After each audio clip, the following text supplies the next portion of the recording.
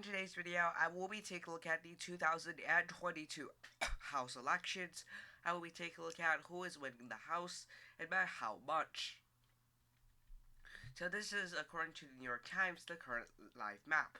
But I did call a couple of the other races, so if you take into consideration those races, Democrats are at 208 and Republicans are at 213, with just 14 remaining House races yet to be called. I will be taking a look at their likelihood of really going to their party, and based on that, I'll take a look at who is likely to win the House, what percentage of the chances they will win the House by, and by exactly how many seats. So if you take a look at the remaining 14 uncalled races, the vast majority of them are in California. California has a lot of uncalled races, but we'll have to take a look at some of those races as well. Some of the too early calls, I have called them, but some of the too close to calls, I definitely have not. So for the first state is the state of Washington. Washington did have one of their races projected today, but for Oregon's 5th, Democrat Andre Salinas is ahead of Mike Erickson, the Republican, by approximately 4,300 and 400 votes. So, now I don't know where the remaining ballots are, but I think there are still some mail-in ballots left to come in. Based on that, I think that Democrats are going to win because they have a 2% lead. Republicans need roughly, mental maths here, Republicans need roughly 54% of the remaining vote to Democrats 46, so 53 to 45. Republicans need to win the remaining vote by at least 8 percentage points. However, I don't think they're going to reach that, so based on that, I think that Democrats are really likely going to win that race. Now going to California with its abundant amount of uncalled races, let's start with this very rural district over here across the Nevada border. The seat had not been projected yet, but Kevin Kiley does look like to very likely be able to win this race.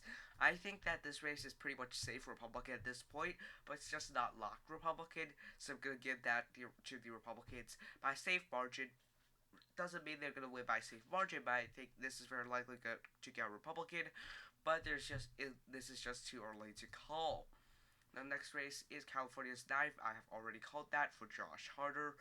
Actually, that might have been a mistake, but I think that for this purpose, I'm just gonna say that this is a locked Democratic seat. But I don't necessarily think projecting is currently right, but it does look like that he's very likely to win. Now for California's 13th district. Look how close this race really is. Just look at how close it really is. It's a 0.2% difference, and the Republicans are only up by 87 votes. So this race is 61% of the votes in. It's going to take a while there. We don't really know who's going to win. But I think that some of the vote is mail-in left, which could favor the Democrats. I'm not super sure, though. There are some mail-in day votes still coming in. I think the remaining batches are really a split. For that, I'm just going to give it to the Republicans because I have a feeling they're going to win, but I don't really know. The next district is David Valadao's race.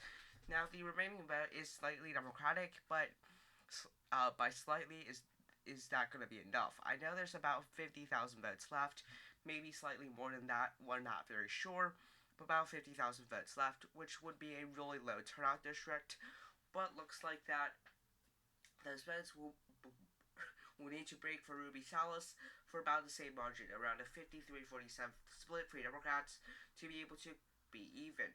Now, what is likely going to be a split here?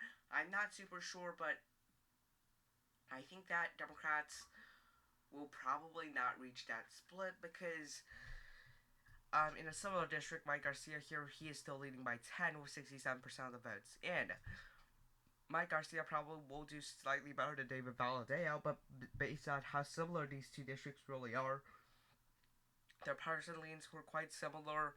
Basically, these two candidates, their personality, their qualities are quite similar, their beliefs are quite similar, and they're both in quite similarly Democratic districts. So for that, I think that because that Mike Garcia is very likely to win, I think David Valadao probably hangs on too. I'm not super sure about Valadea, but I'm pretty sure about Garcia probably going to win that race. So Republicans are already at 217. However, there are still some races that will favor the Democrats. One of those races that will heavily favor the Democrats at this point is the state of Alaska, because Alaska, although Republicans add up to 51%, Mariposa, we know that Sarah Palin's probably going to end up on top.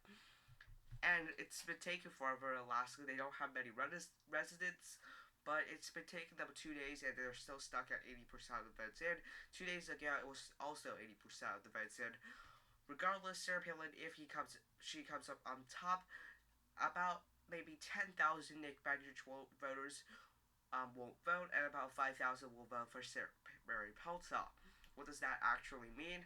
Well, if you put that math together, you can see that Mariposa will probably win by around 10,000 votes in this district in Alaska, so I'm going to put it as likely Democratic, because Democrats really have a very good chance. Another district Democrats have a really good chance in is Colorado's, let me just zoom in, 26th district that they have called in for Julia Brownlee. I do agree. I'm a little bit more conservative in terms of my projections. I'm not super sure yet, but based on the New York Times projection, I'm just going to give it as a lock Democratic race, because I think the New York Times will not make a mistake. Now going to the 34th, there are two Democrats. The 45th, Michelle Steele, is probably going to win against Jay Chen, because there's only 30% of the votes left. Now, based on my understanding, those votes are going to favor Jay Chen, but it's definitely not going to be enough. Democrats need to win that batch of votes by more than 15 points, so it's going to be really hard for the Democrats. They will close some of the gap, but definitely not all of it. The next seat here is the 47th district. Katie Porter will probably defeat Scott Baugh, because she is a very well-known name, and that should help her win re-election. Another district that Democrats are very likely to have their incumbent win re-election. Mike Levin leads by 6% against Brian Borat. Now, I'm not sure why this race is not called, because it definitely looks very good for Mike Levin. But, yeah, those two races. Katie Porter I'm going to put as likely, and Andy Levin I'm going to just put as safe. Democrats are going to win that seat. Now, the 41st, Calvert is in a very close race, surprisingly, against Will Rollins, but I'm not that surprised, because Republicans underperform nationwide. Regardless, looks like the Republicans will still edge this one out, but it's going to be a close margin. Regardless, I think I'm quite confident that they will win. The problem is how much. So, the Republicans are at 219, but again, some of these races could really go either way, so we're not that sure. There are still 3 toss-up races, 2 in the state of Arizona and 1 in Colorado. Let's go to race in Colorado first, because that race, basically all the votes are already in. Lauren Boebert still leads by 1,600 votes or so. It's a really close race. The turnout was very high. I don't think Adam Frisch is going to win. I'm going to put it as safe Republican, but the margin will be within 0.5 probably, and there will be a recount probably in this race. The current margin is 0.3 in favor of the Republican there, Lauren Boebert. This was a very unexpected close race, but regardless, Lauren Boebert does seem to come up top. Now, there's 2 races in Arizona to cover, and the first race is Arizona's 1st district. Democrats there are doing very well. They're doing better than I expected them to, obviously. But looks like that the high-profile Republican David Schoeninger will not lose to Javon Hodge. Democrats also tried, I guess, at the final end of the campaign, tried to actually win this race. They were unsuccessful, it looks like, but it definitely looks like that Democrats are making a ton of progress in that district. Now, finally, the 6th district here, Republican Jew Kosmasny is facing Democrat Kirsten Enjo. This is currently a Democratic seat. I don't think that, Democrats are going to win this race, just because that this race has been really drawn much more favorably to the Republican Party, and there is no incumbent. However, this race is very close. I still expect this race to be within 1 percentage point. I think Republicans are favored, but not really sure. So based on the current projections, Republicans will be at 222, two Democrats at 213. Consequentially, just the opposite happened in 2020. Democrats were at 222, and Republicans were at 213.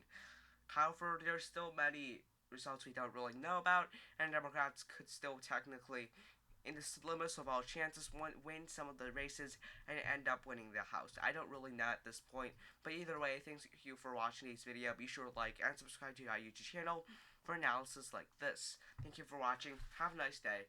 Goodbye.